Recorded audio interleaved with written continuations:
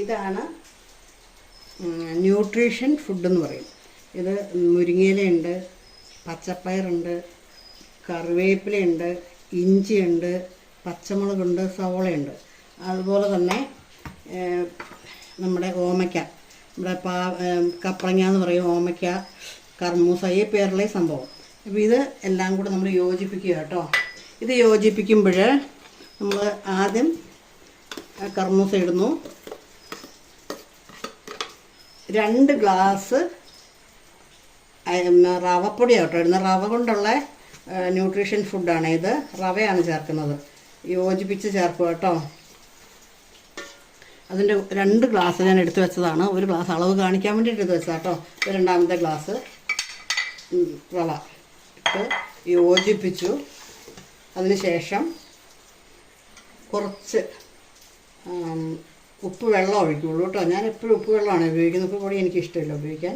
അപ്പോൾ ഉപ്പ് വെള്ളം ചേർത്തു, യോജിപ്പിച്ചു. വീണ്ടും കുറച്ച് മുരിങ്ങയില ഇടുക കേട്ടോ.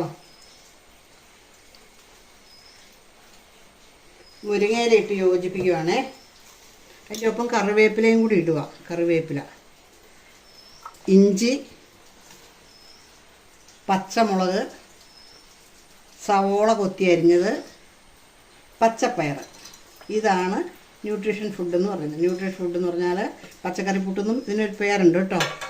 അപ്പോൾ പച്ചക്കറികളൊക്കെ കഴിക്കാത്ത ആൾക്കാർക്ക് വളരെ നല്ലതാണ്. ഇതിങ്ങനെ യോജിപ്പിക്കുകയാണ് ചെയ്യുന്നത്. അതിൻ്റെ കൂടെ തേങ്ങ വേണമായിരുന്നു. തേങ്ങ എടുത്ത് വെക്കാൻ ഞാൻ മറന്നുപോയി. എങ്കിലും തേങ്ങ എടുത്തുകൊണ്ട് വരാം. മറന്നു പോയതാട്ടോ, സോറി. ഇപ്പം തേങ്ങ എടുത്തുകൊണ്ട് വരാം.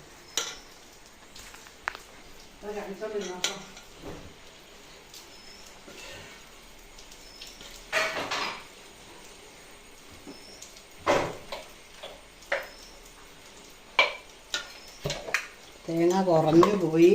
ഇത്രയും തേങ്ങ പോരാ, പക്ഷെ തേങ്ങ കുറഞ്ഞു പോയി. തേങ്ങയുടെ കാര്യം മറന്നു പോയതാണേ. മറവിയല്ലേ, പ്രായമൊക്കെ ആകുമ്പോൾ മറവി ഉണ്ടാവുമല്ലോ. ഓക്കെ, അപ്പോൾ കുറച്ചും കൂടി തേങ്ങ യോജിപ്പിക്കണം. തേങ്ങയാണ് അതിൻ്റെ ഹൈലൈറ്റ്. തേങ്ങ നന്നായിട്ട് ഇടണം. ഇതെല്ലാം കൂടെ യോജിപ്പിച്ച് അപ്പച്ചമ്പിൻ്റെ തട്ടയിലാണ് കേട്ടോ വെക്കുന്നത്. അപ്പച്ചമ്പിൻ്റെ തട്ടിൽ. അപ്പോൾ ഞാനൊരു വാഴയില